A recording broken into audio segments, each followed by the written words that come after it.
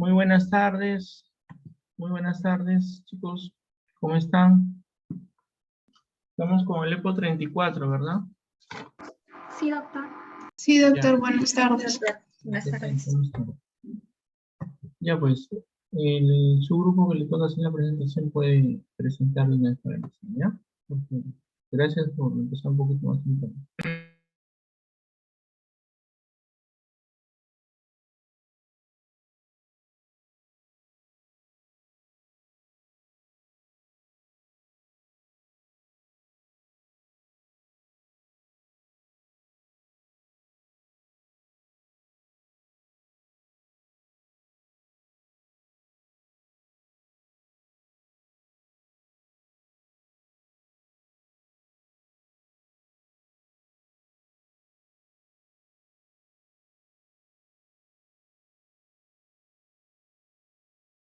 Mini,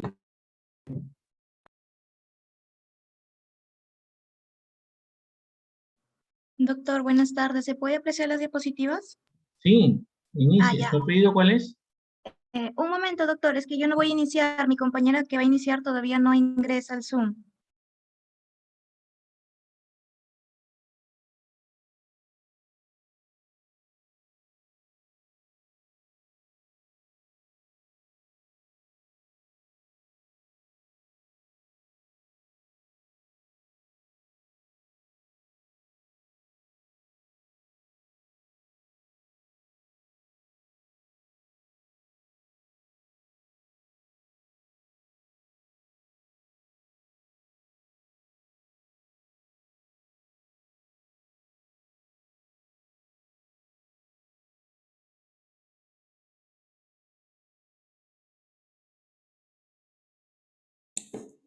Ya. Muy buenas tardes, doctor.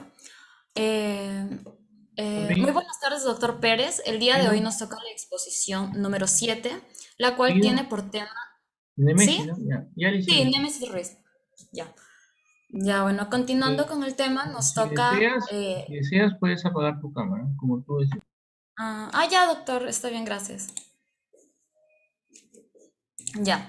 Muy buenas tardes, doctor Pérez Medina. El día de hoy nos toca la exposición número 7, la cual tiene por tema inotrópicos, cardiotónicos y antiarrítmicos. Siguiente, por favor. Los integrantes son los siguientes, lo cual ya nos conocemos. Siguiente, por favor. Los objetivos del aprendizaje son reconocer los diferentes grupos farmacológicos considerados como inotrópicos, cardiotónicos y antirrítmicos. Asimismo, identificar la farmacocinética y farmacodinamia de los inotrópicos, cardiotónicos y antirrítmicos. Siguiente, por favor. Como breve introducción decimos que existen enfermedades que afectan al sistema cardiovascular, tanto al corazón como las arterias y venas que se encargan de transportar la sangre. Con un tratamiento farmacológico adecuado es posible prevenir enfermedades o recaídas, enlentecer el deterioro progresivo del sistema cardiovascular, disminuir los síntomas e incluso curar la enfermedad. De acuerdo con su capacidad para modificar la función cardiovascular, se consideran que existen dos grupos de fármacos, los cuales son conocidos como estimulantes y depresores. Entre los estimulantes se presentan los cardiotónicos o inotrópicos positivos y en los depresores los conocidos como fármacos antirrítmicos. Siguiente, por favor.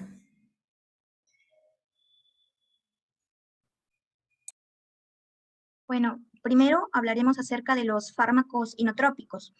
Los fármacos inotrópicos, pues, son medicamentos que se van a caracterizar porque ellos van a cambiar la fuerza de las contracciones del corazón.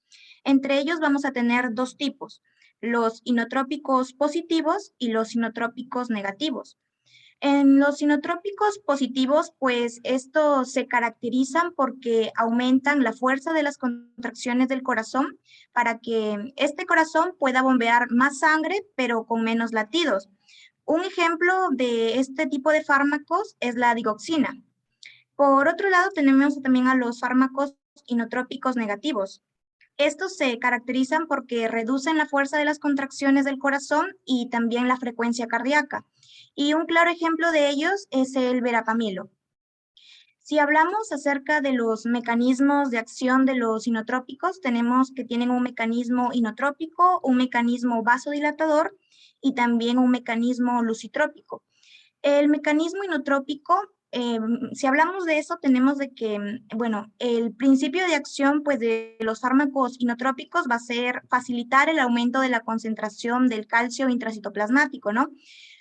Esto va a permitir el actuar de los ion calcio y van a interactuar en la vía final con el complejo de la troponina. ¿Y esto qué va a causar? Esto va a causar que va a haber un aumento de la fuerza de contracción.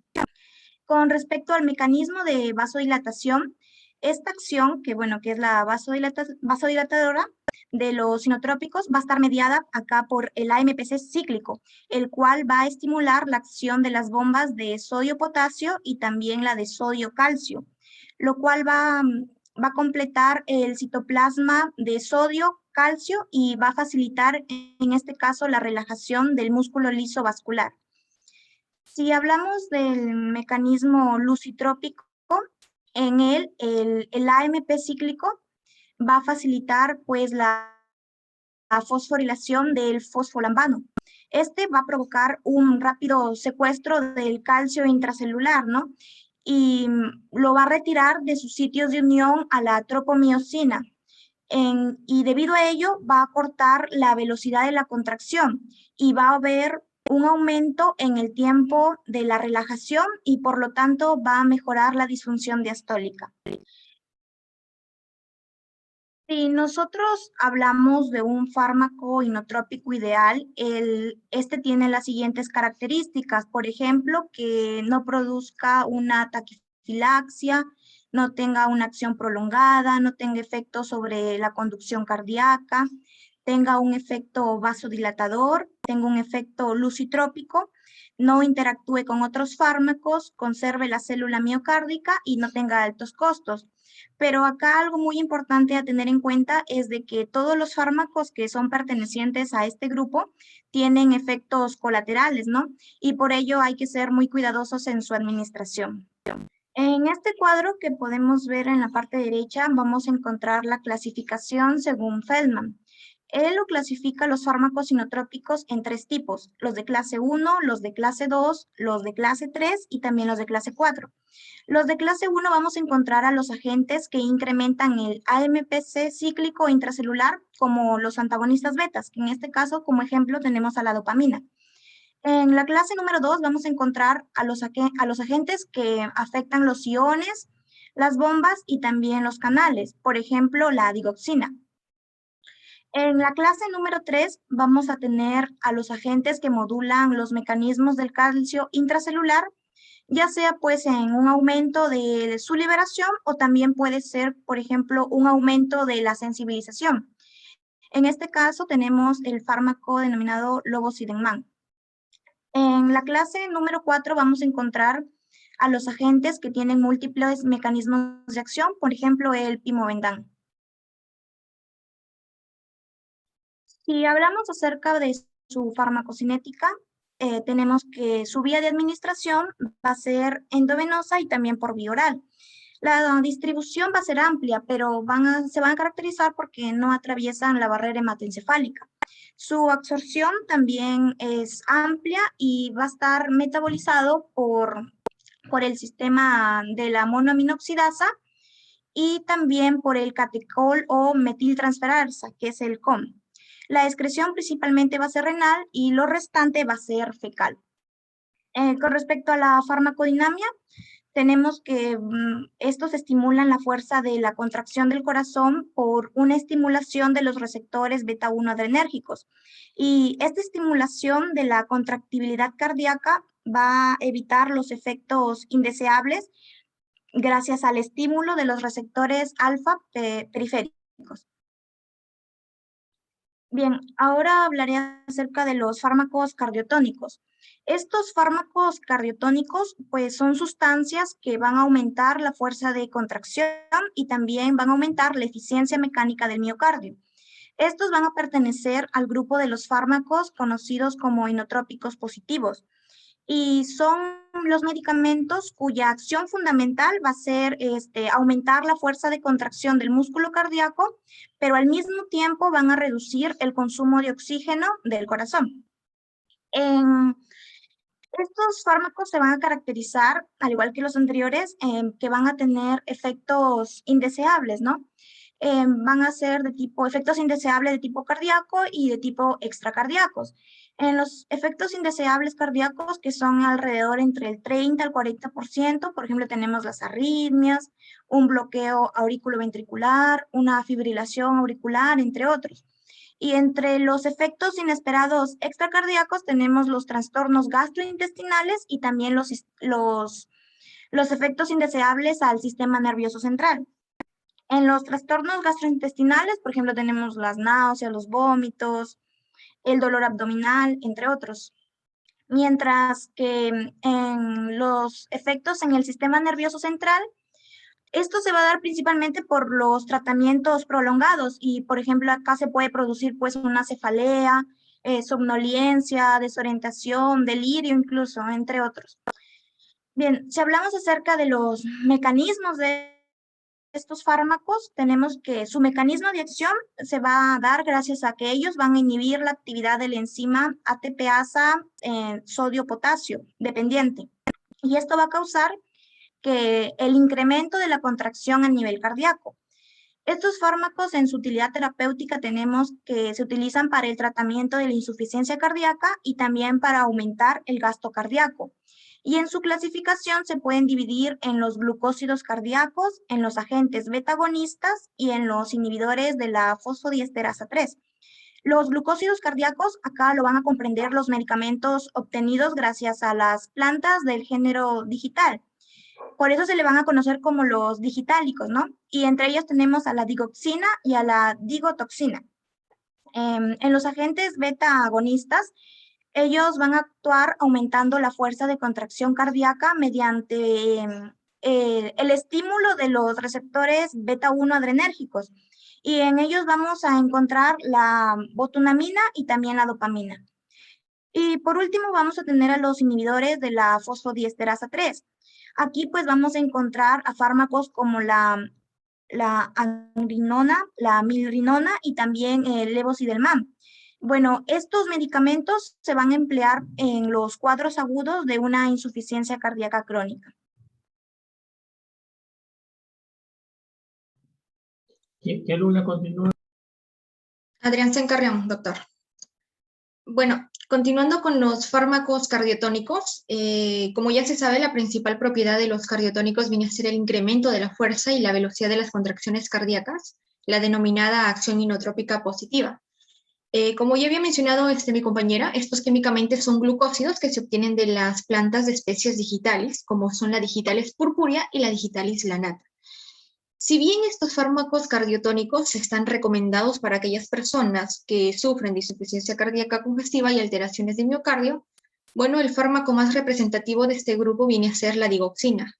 La digoxina es un glucósido cardíaco obtenido de la digitalis lanata, y de acuerdo con sus características farmacocinéticas, la absorción de la digoxina principalmente es en el intestino delgado. El comienzo de la acción ocurre entre 60 a 120 minutos, y el tiempo necesario para que ésta pueda alcanzar el efecto máximo es alrededor de unas 3 a 6 horas. Además que la duración del efecto va a depender de la fijación de los glucósidos, su biotransformación y excreción. Debido a esto, los cardiotónicos continúan ejerciendo su acción un tiempo después de suspendida su administración. Y la biodisponibilidad absoluta de los comprimidos de digoxina es aproximadamente del 80%. De acuerdo a su distribución, este fármaco atraviesa la barrera hematoencefálica y placentaria y presenta una distribución amplia en los tejidos, principalmente en los órganos como el corazón, el hígado y los riñones. De la cantidad que circula en el plasma, aproximadamente es del 20 al 30%, además que se une a proteínas séricas, y también el volumen de distribución es aproximadamente de 1100 litros. De acuerdo a su metabolismo, se metaboliza parcialmente en el hígado, produciendo metabolitos inactivos. Y en un 10% de los pacientes, aproximadamente el 10% de la dosis es metabolizada en el tracto digestivo por la flora bacteriana. De acuerdo a su eliminación, principalmente es inalterada y se da por el riñón. Además que la eliminación de este fármaco está reducida en pacientes con función renal alterada. De acuerdo a su farmacocinética, el mecanismo de acción que tiene la digoxina se va a basar en la inhibición de la ATPasa de sodio y potasio, la cual va a aumentar la concentración intracelular del sodio y como consecuencia la concentración del calcio. Los efectos de la digoxina derivan tanto de sus acciones directas sobre el miocardio como sus acciones indirectas sobre el sistema cardiovascular, mediada por efectos en el sistema nervioso autónomo. Entre estas últimas se incluye una acción vagomimética, la cual viene a ser responsable de los efectos de la digoxina sobre los nódulos sinoauricular y atrioventricular, y la sensibilización de los vasoreceptores. Por lo tanto, las acciones de la digoxina en el fallo cardíaco vienen a estar mediadas por sus efectos inotrópico positivo y neurohormonal. Siguiente, por favor.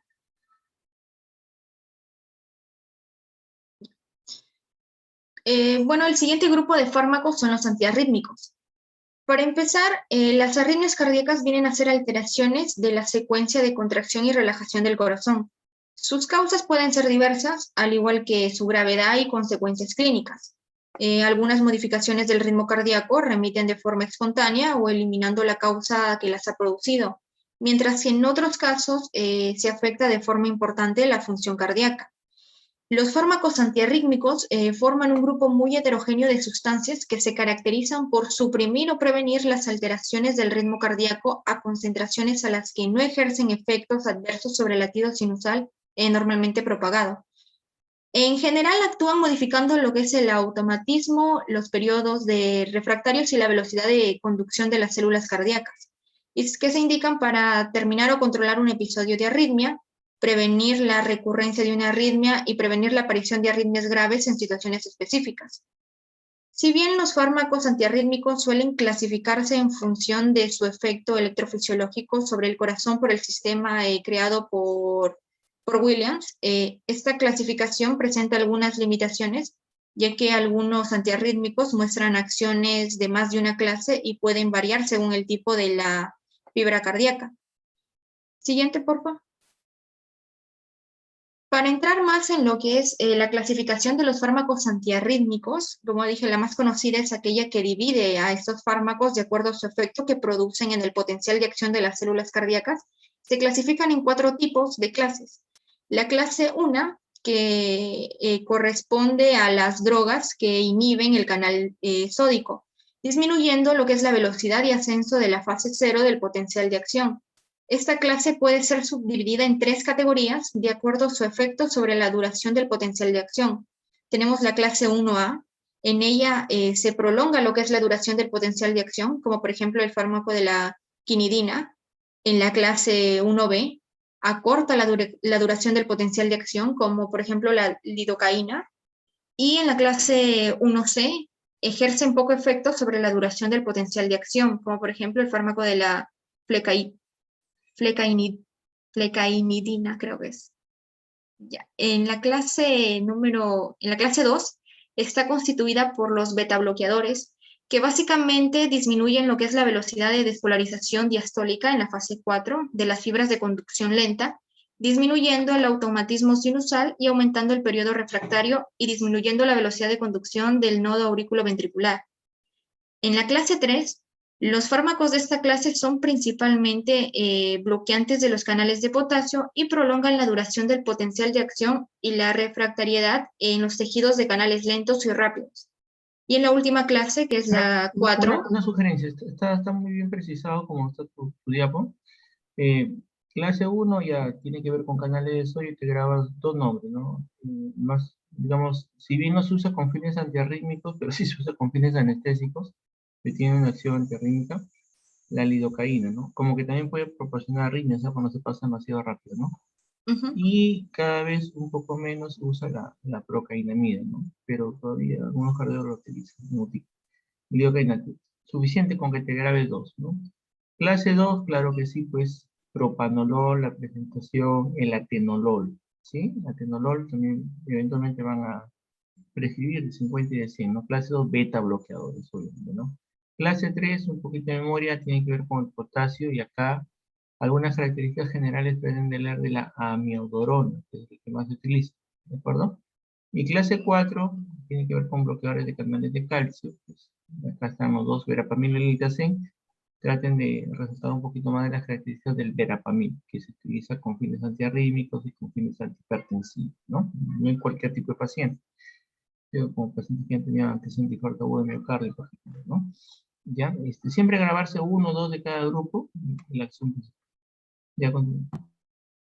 Ya bueno, y el último grupo, ¿no? La de clase 4, que corresponde a los bloqueadores de calcio que actúan sobre los potenciales de acción de las fibras de conducción lenta, disminuyendo su velocidad de conducción y aumentando sus periodos refractarios.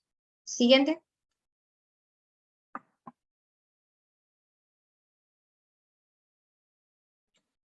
Ya, voy a continuar yo.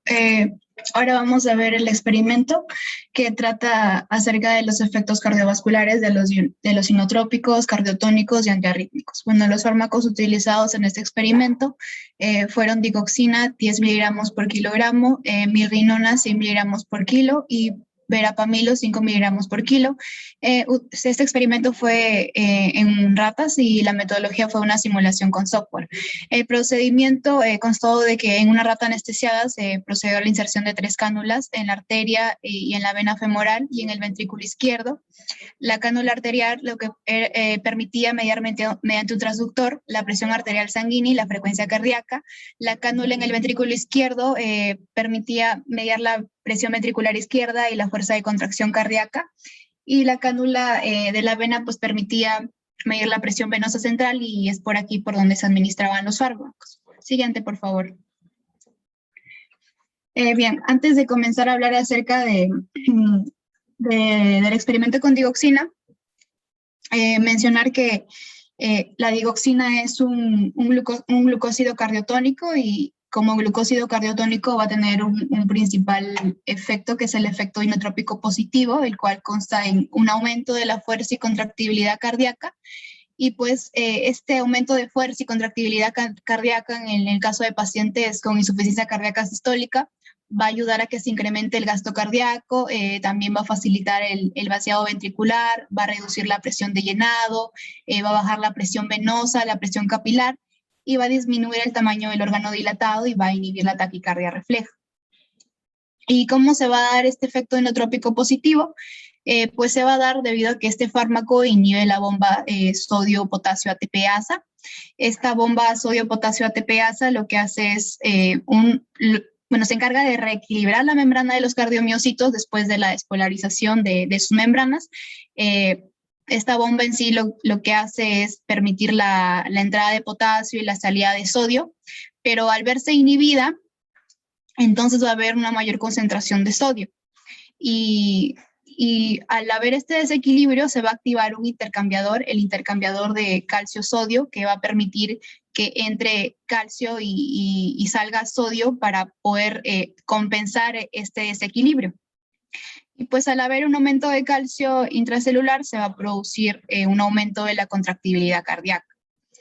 Otro principio es que la digoxina decrece la velocidad de conducción y duración del periodo refractario eficaz en el nódulo auriculoventricular, lo cual a su vez pues va a aumentar el tono vagal y va a disminuir el tono simpático y estos efectos lo que hacen es reducir la frecuencia cardíaca y aquí es también el otro efecto que es el efecto cronotrópico negativo. Siguiente. Ya. En el experimento, como ya he mencionado, se administró 10 miligramos por kilo en la rata y aquí podemos ver el gráfico donde vemos el estado basal y post-administración y aquí tenemos un gráfico y podemos ver a simple vista que se mantienen constantes los demás valores, pero hay un ligero cambio en la fuerza de contracción cardíaca que va de 8.6 a 13.9. Siguiente. Y pues básicamente la discusión, que es lo que ya mencioné anteriormente, que el principal mecanismo de acción de la digoxina es que va a inhibir las subunidades alfa de la bomba sodio-potasio ATPasa y esta inhibición lo que hace es favorecer el intercambio sodio-calcio y por consecuente va a aumentar el calcio intracelular y pues va a aumentar la contractibilidad cardíaca. y es por ello que en la gráfica podemos observar que se produjo un incremento de la fuerza de contracción cardíaca. Siguiente diapositiva, por favor. Bueno, la milrinona pertenece a las bipiridinas y pertenece a la clase de fármacos que son inhibidores de la fosfodiesterasa. La milrinona es un inhibidor selectivo y competitivo de la fosfodiesterasa 3, la cual se encuentra presente en el retículo sarcoplásmico cardíaco, en el músculo liso, en arterias y venas. Por ello va a tener efectos cardíacos y efectos vasoactivos. Entonces, al inhibirse la fosfodiesterasa 3, va a incrementarse los niveles de AMP cíclico, debido a que no va a haber la degradación de este por parte de esta enzima. Entonces, hay un incremento del AMP cíclico y esto va a conducir a la fosforilación de los canales iónicos de calcio en el retículo sarcoplásmico y también va a aumentar la disponibilidad de calcio en el sarcómero de los miocitos. Por ello va a haber un aumento de la contractibilidad que pues viene a ser el efecto de inotropismo positivo. Además de ello, también va a favorecer la mejora de la relajación, o sea, la mejora de la función diastólica, la lucitropía, y también se va a presentar actividad cronotrópica, pero una baja actividad. Y esto va a pasar en los efectos cardíacos, y en cuanto a los efectos vasoactivos, pues va a haber una vasodilatación arteriovenosa. Allí podemos ver el gráfico de estado basal y posadministración, y también podemos ver el gráfico. La presión arterial sanguínea ha disminuido por el mismo tema de la vasodilatación. La presión ventricular izquierda también ha disminuido por el hecho de la mejora de la relajación, o sea, la mejora de la función diastólica, ya que al mejorar la función diastólica va a haber una mejora de la relajación diastólica, pues, o sea, del ventrículo izquierdo, es por ello que la presión ventricular ha disminuido. También la presión venosa central, como ya mencioné en un principio, la milrinona disminuye la presión venosa. También la fuerza de contracción cardíaca por el tema del inotropismo positivo y la frecuencia cardíaca, que también, como mencioné, hay una poca actividad cronotrópica. Siguiente, por favor. Ahora la discusión, que también básicamente lo que ya había mencionado anteriormente, y es que este fármaco inhibe selectiva y competitivamente a la fosfodiesterasa 3 y va a incrementar los niveles de AMPC cíclico, y pues este aumento conduce a un incremento del calcio intracelular y por ende va a aumentar la fuerza contráctil, va a haber también una vasodilatación arteriovenosa y una estimulación del grado de relajación miocárdica. Siguiente.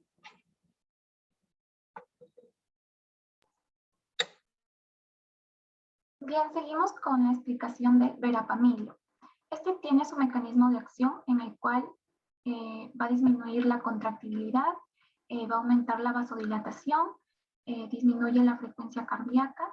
Asimismo, va a disminuir la conducción auriculoventricular y la duración del potencial de acción, así es que disminuye la frecuencia cardíaca. Su vía de administración es oral o intravenosa, su excreción es vía renal y heces y su vía de disponibilidad es del 20 al 35%. En cuanto a su mecanismo de acción del verapamilo, es que este va a inhibir la entrada de iones de calcio extracelular a través de las membranas celulares de las células del miocardio y del músculo liso, en el cual va a ejercer su actividad en la superficie de la membrana de la célula del músculo liso y dentro de los tejidos contráctiles del miocardio. Los niveles plasmáticos del calcio van a permanecer inalterados. Entonces, el verapamilo inhibe la entrada de este y posiblemente por la deformación del canal del calcio, o también inhibiendo los mecanismos de la compuerta que controlan estos iones, como es la entrada y la salida de calcio. Entonces, al ver una disminución de calcio intracelular, va a inhibir también los procesos contráctiles, resultando así la dilatación de las arterias coronarias, lo cual pues va a incrementar el oxígeno entregado al tejido miocárdico y va a disminuir la resistencia, asimismo la presión sanguínea sistémica.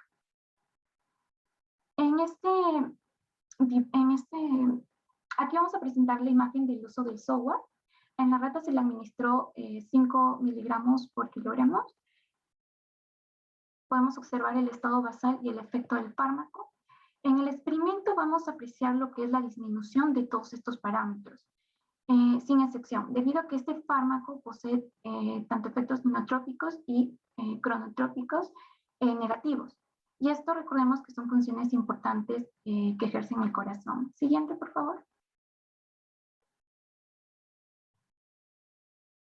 Bien, aquí mostramos lo que son los datos del estado basal y los efectos del verapamilo.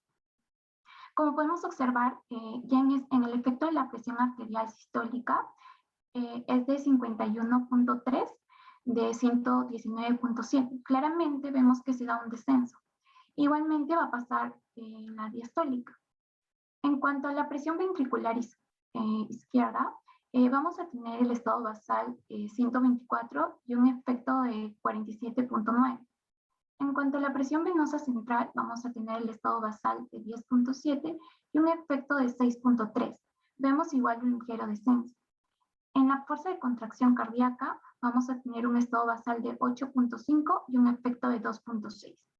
En cuanto a la frecuencia cardíaca, el estado basal es de 405 y su efecto descendió a 163.1. Entonces podemos observar que el verapamilo disminuye en gran medida la contracción miocárdica y bueno, también la frecuencia cardíaca y la presión arterial. Siguiente, por favor.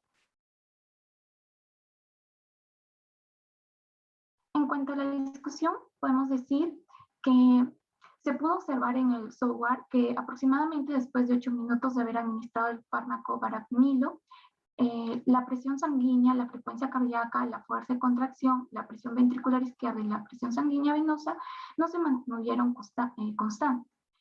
Este verapamilo es un fármaco prototipo de los antiarrítmicos tipo 4. En este presente experimento se puede evidenciar su efecto inotrópico y cronotrópico negativo, y debido a un bloqueo de los canales de calcio a nivel periférico, provocando así una vasodilatación y con ello una disminución de la resistencia vascular periférica. Siguiente.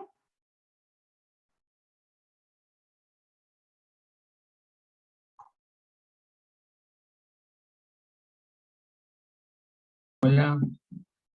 Hola, muchachos. Sí, doctor, ahora con respecto a las conclusiones, la capacidad para modificar la función, como lo dije en un inicio, la capacidad para poder modificar la función cardiovascular, se consideran que van a existir dos grupos farmacológicos, que son los estimulantes como cardiotónicos o los inotrópicos, y asimismo también los depresores, que son los fármacos antirrítmicos.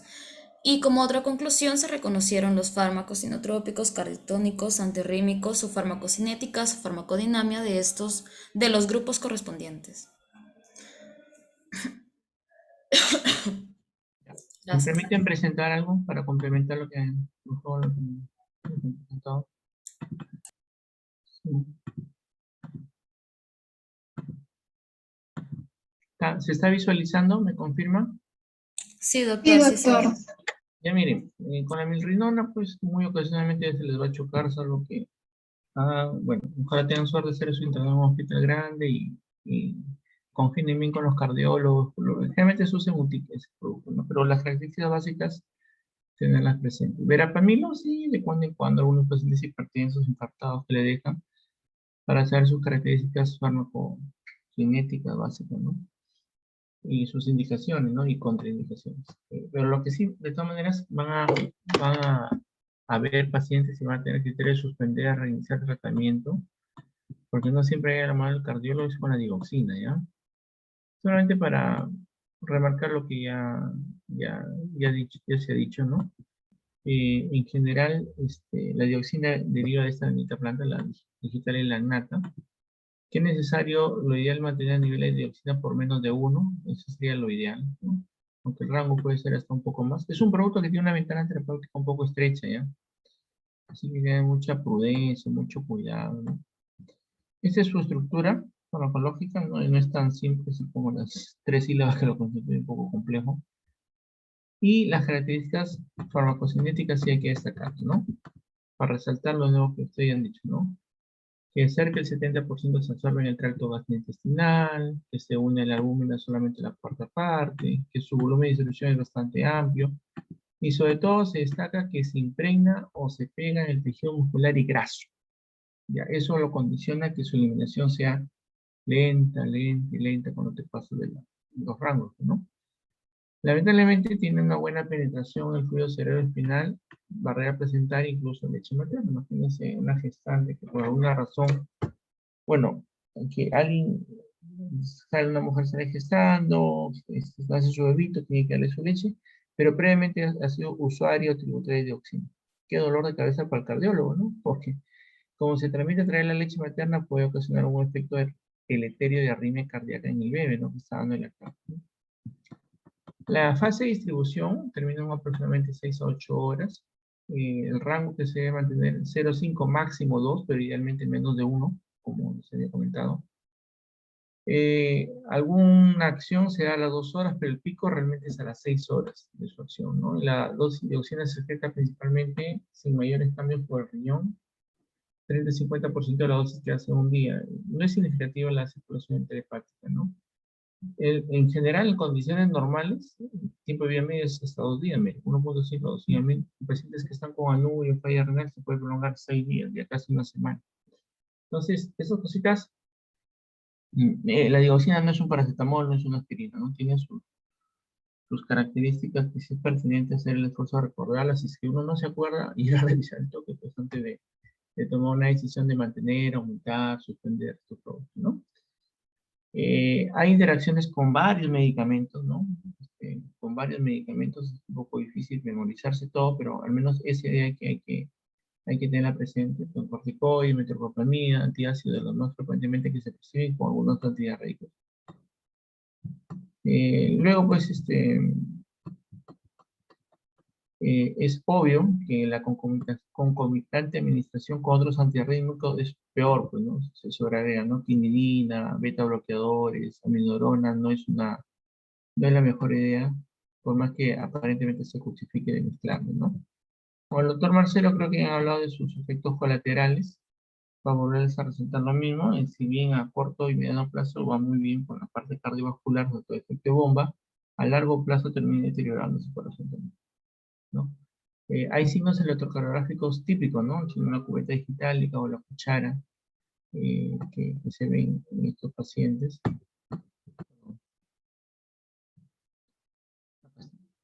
Vamos a dejarlo. Y sobre todo los efectos extracardíacos, ¿no? Seguramente se comentó también, ustedes han leído, que puede dar constipación, estreñimiento, anorexia, náusea, vómitos y distorsión de los colores. No esperen que el paciente les diga, doctor, veo verde en lugar de rojo, o rojo en lugar de azul, o verde en lugar de azul, o viceversa, ¿ya? Lo cierto es que hay una distorsión completa de los colores, ¿de acuerdo? Ya los cardiólogos se encargan de, cuando hay una intoxicación por esto, dar anticuerpos antidioxina, ya sea el cardiólogo o el internista, pero no se manden asesores, ¿no? O los 80 miligramos de antídoto están contenidos en 1 miligramo de dioxina, ¿no? Más o menos es un aproximado para tener en consideración. Ahí está asociada a suicidios, ¿no? Manifestaciones neuropsiquiátricas por el uso permanente o de larga data, ¿no? Depresión, placidez muscular, confusión, cromatroxia, ¿no? Es el término más pertinente de lo que estamos comentando.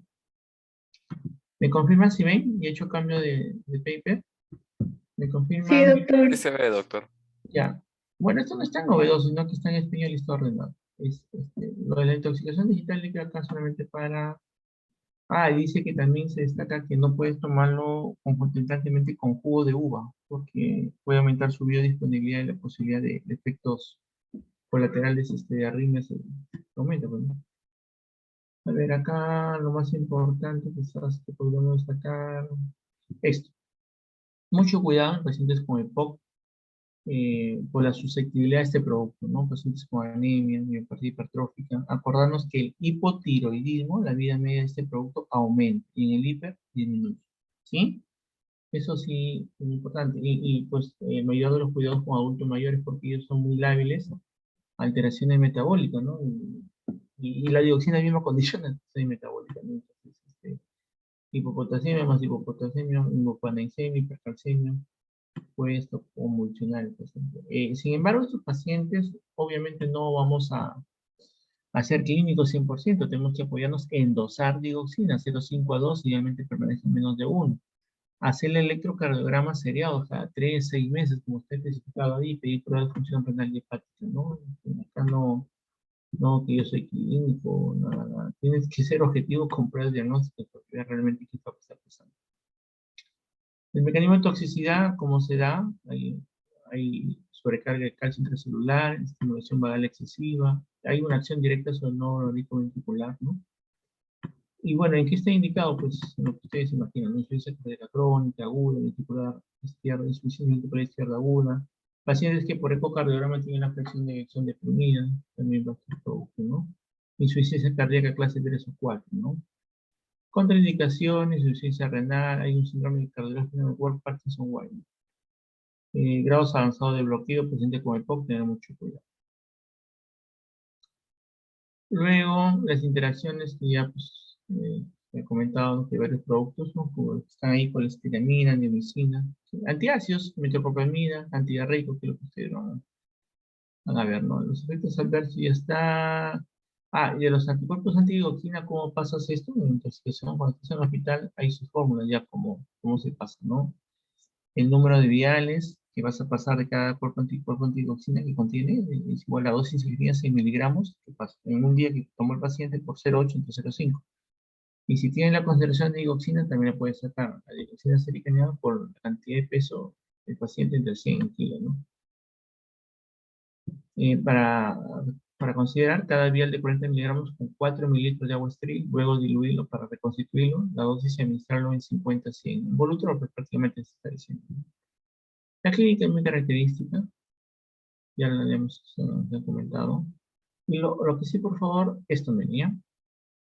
Cambio de presión cóncava del cemento ST en cuenta digital que en varias derivaciones, B4, B5, B6, es más fácil verlo. Ya, eso es así típico, sine qua non. Ya, miren, eso debería ser, perdón. Eso debería ser así, PQ baja y así con una flechita de la quinta parte, eso que baja para la parte inferior y sube, pero no, mira, hace su cuchara, su cubeta ahí. ¿De acuerdo? Entonces eso, impregnarlo bien porque lo van a ver, ¿no? En el internado se pueden llegar pacientes con intoxicación digital. Listo. Ya chicos, gracias por vuestra atención. Nos vemos la siguiente semana. Ya subí sus calificaciones. ¿Ya? Nos vemos. Gracias. Hasta luego, doctor. Gracias. Hasta luego, doctor. Hasta luego, doctor.